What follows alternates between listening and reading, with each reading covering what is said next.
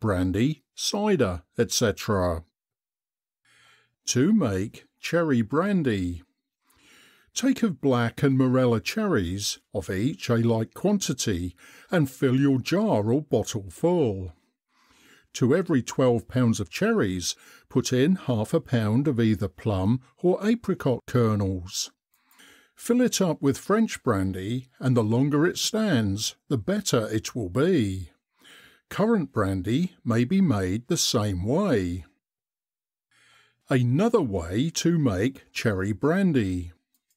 Take and pick 8 pounds of black maroon cherries and 8 pounds of small black cherries.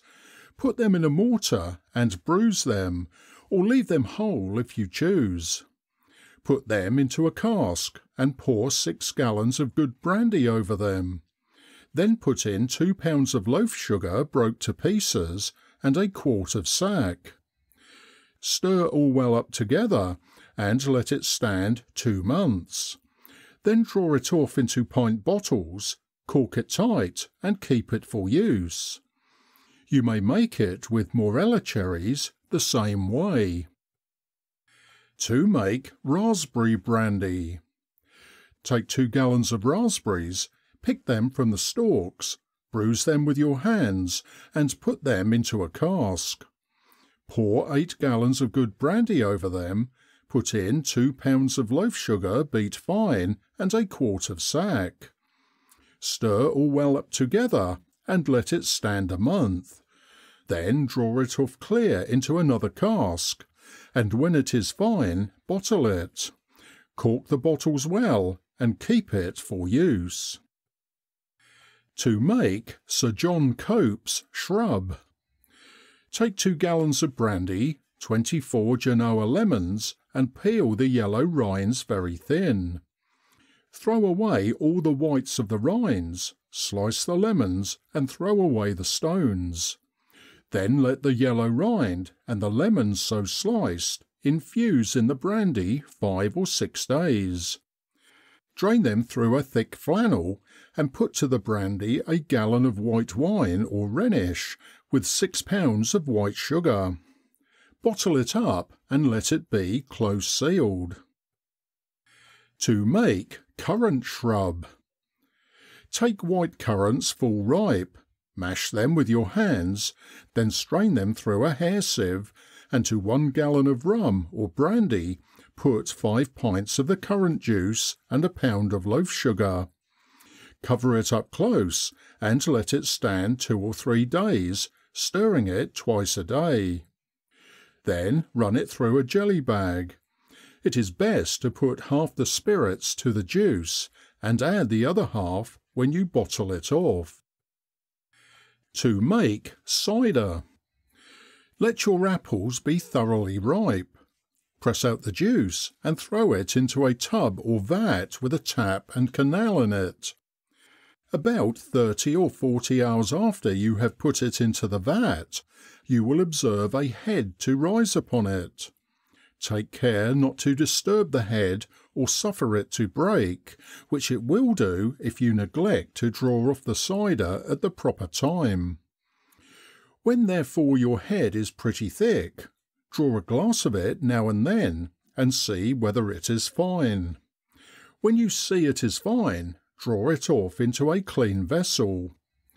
By this means you will get rid of a good deal of faeces, which, if the head breaks, will mix again with the cider and not easily be discharged.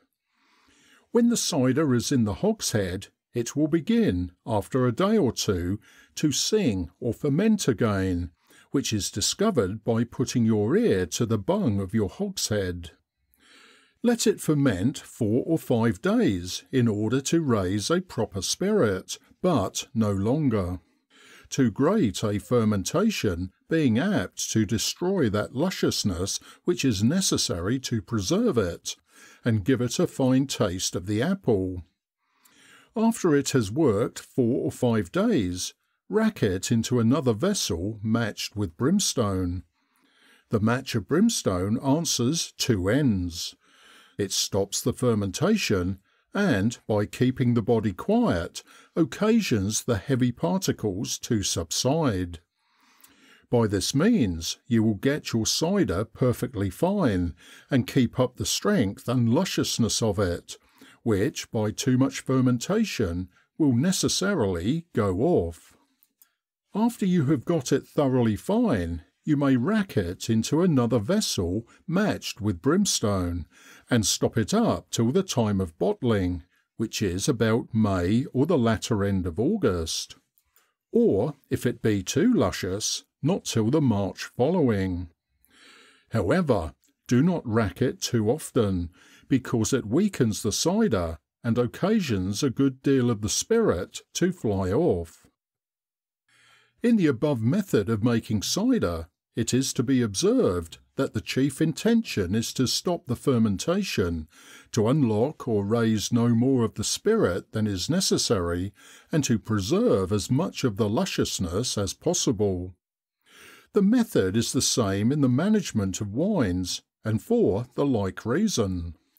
When you brew malt liquor, you can add spirit to it by an additional quantity of malt, but in wines and cider you have but just a quantity of spirit, which therefore must be managed with prudence and frugality.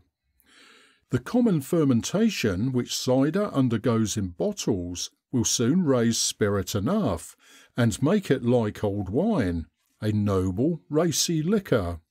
For in proportion as the spirit is raised by fermentation, the lusciousness goes off. But if you ferment it too much at first, the spirit will be exhausted, the lusciousness broke and carried off, and you will have nothing left but a rough, vapid, disagreeable liquor, such as you meet with among country farmers, who often ferment their cider so long that it is fit for little else but to make vinegar.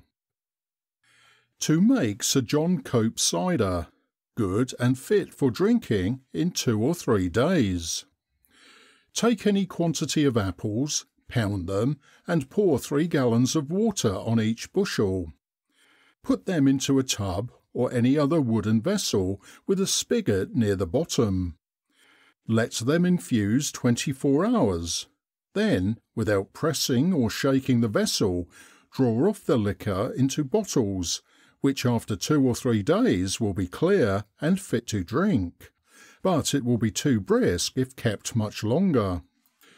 It may be proper to fasten a small basket, such as brewers use, to the end of the faucet to keep the apples from stopping it. To make Mr Bentham's cider.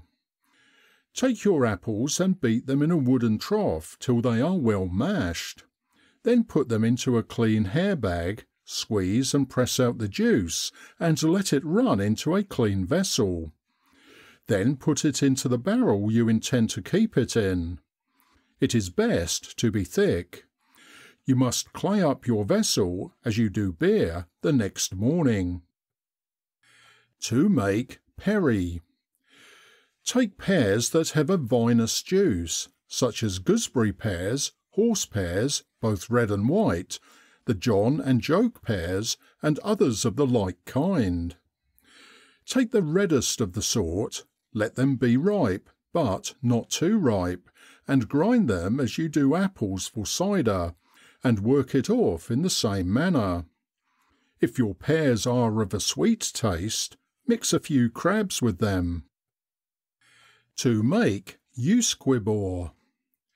Take 10 gallons of good malt spirits, aniseeds 1 pound, cloves 2 ounces, nutmegs, ginger and caraway seeds of each 4 ounces, coriander seeds 4 ounces. Distill them in a still with a worm, put it into a vessel, and add to it Spanish licorice bruised, and raisins of the sun stoned, of each 2 pounds. Cinnamon 4 ounces.